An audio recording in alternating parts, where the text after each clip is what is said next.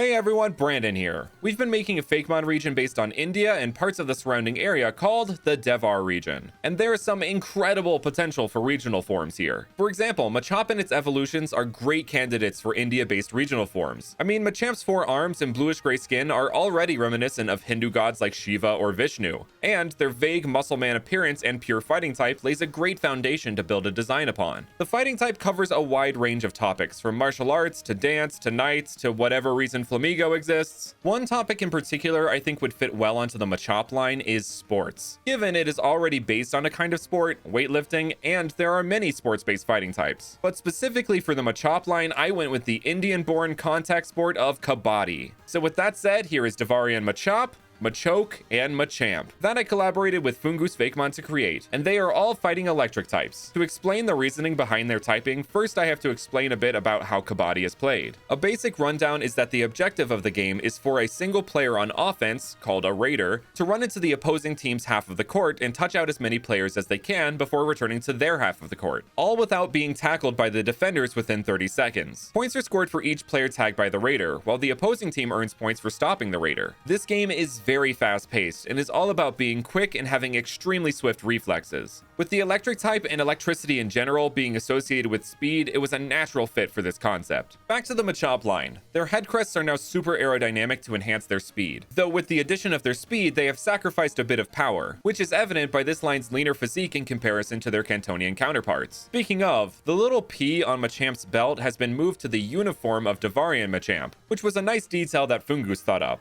Also, Machamp's 4 arms would work really well with the interlocking system of the defense, creating an impenetrable wall of muscle, making this line highly versatile with both speed and defense. You can find these guys zipping around the Terkari plains just above Mahandaya. Though the Machop line's counterpart is meant to be the Abra line, in later generations an inadvertent counterpart was introduced, the Timburr Line. This line also had wonderful potential for a sports-based regional variant, and I think every Indian and Southeast Asian viewer would be remiss if I didn't include one of the world's most famous sports, cricket. So here is Devarian Timburr, Girder, and Conkelder, which are now fighting rock type and I also worked with Fungus to make. Obviously now their names don't make as much sense, but hey, look at Alolan Sandshrew and Sandslash. Anyway, the once lumber, steel beam, and concrete that they were holding has been turned into these highly durable flat stone bats. They use their hardened fists to carve these bats for themselves, and are known to use them to smack stones up into the air at unsuspecting Pokemon. And yes, Tinkaton and Devarian Conkelder are absolutely friends in avian terror. I mean, this line was just a perfect matchup. A Pokemon that is already known for holding things changing what they hold to a cricket bat? Tinkaton could have easily worked here as well, but this line was made well before Tinkaton premiered. The Timburr line's weird, hair-like protrusions have been shaped like helmets and are now harder than stone, which, given they like to launch rocks into the sky, works as a form of protection so they don't accidentally Wile E. Coyote themselves. This line reigns over the craggy cliffs of the Palai Valley to the south of Mahandaya, right next to the jewel-encrusted city of Vajrabad, whose gym is obviously the rock type, but we'll talk about that more another time.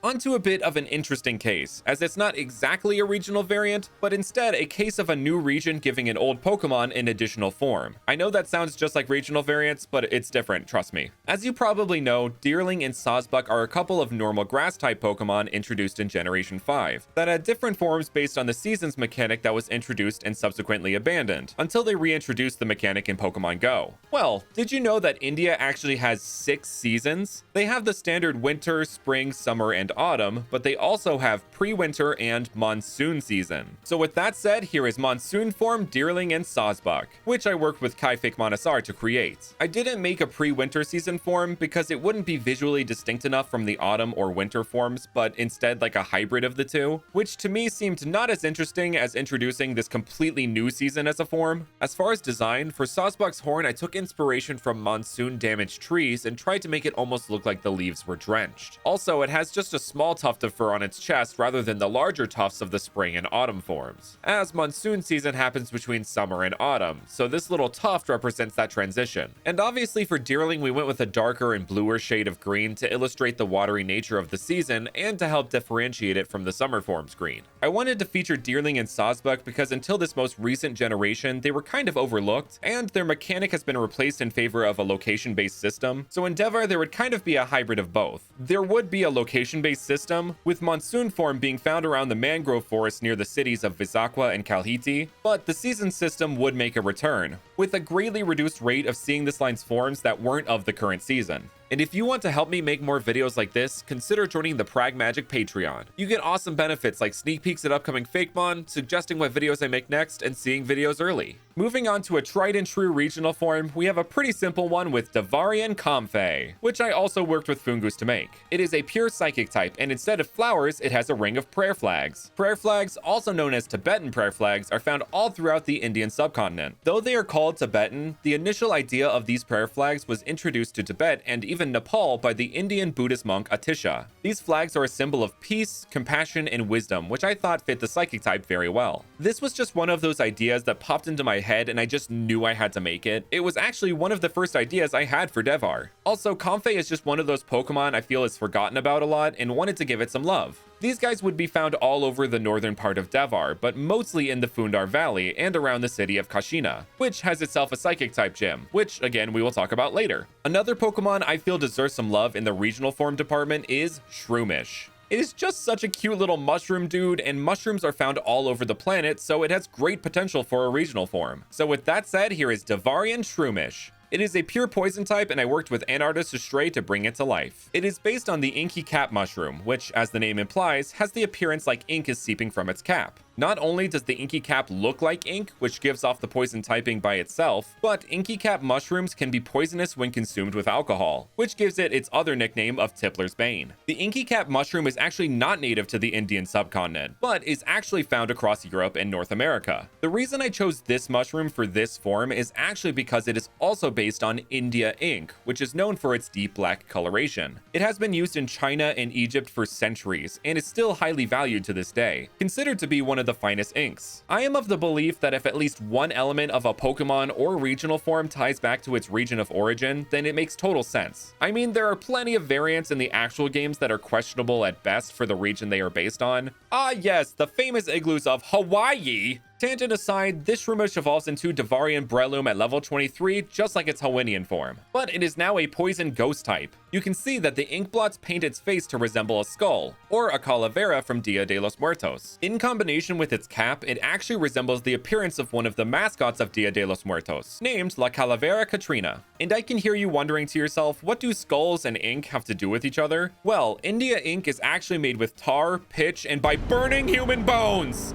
Okay, maybe not human bones, but bones nonetheless, which ties this whole concept together. Oh, and also its tail now has these little spikes that kind of resemble bones coming out of tar, like those found at the La Brea tar pits, which ties back into Breloom's partial dinosaur inspiration. I'm really proud of how these concepts came together so easily to make some simple yet effective regional forms. And finally, we have another regional form I'm very proud of. If you have been to any of the live streams on the channel or just know me, you will know I am a huge fan of Hawlucha. So I took great pleasure in working with Foongoose Fakemon to create Devarian Hawlucha, a psychic flying type. This design is inspired by a few things, but namely the divine eagle, the demigod of strength and vigilism, Garuda. This divine being is found throughout Hinduism, Buddhism, and Jainism, and is seen as a swift and powerful protector. This inspiration is only further accentuated when at level 34, Devarian Hawlucha evolves into Haruda. Look at him! Ah! I am so in love with this design. Okay, Brandon, breathe. While Garuda is the divine eagle, the Brahmani kite is often associated with him in Indonesia. So that is where the brown and white aspects of Hawlucha and Haruda's coloration come in. The golden parts come from the fact that Garuda is described to have gold wings, and the pink comes from its psychic typing. But gold and white are common colors associated with the psychic type as well. And speaking of its typing, Garuda is known as an enemy to the Naga or snake people, and just snakes in general. With the majority of snake Pokemon being poison type, its typing does well to defeat them. Also, in cases like the Superior and Sandaconda lines, it also has a type advantage due to its partial flying typing. Both Hawlucha and Haruda have these feathered crests on their head that resemble that of the Javan hawk eagle, which Indonesia also associates Garuda with, tying this hawk-based Pokemon to the divine eagle. but they are actually modeled after the Urdhva Pundra Tikala as well. This symbol is worn on the forehead of Vaishnavas to indicate their affiliation with Vishnu, with its placement on this line referencing Garuda's role as Vishnu's mount. And it's also visually similar to the Karita Makuta, also known as the cylindrical crown Garuda is often depicted wearing in his humanoid form.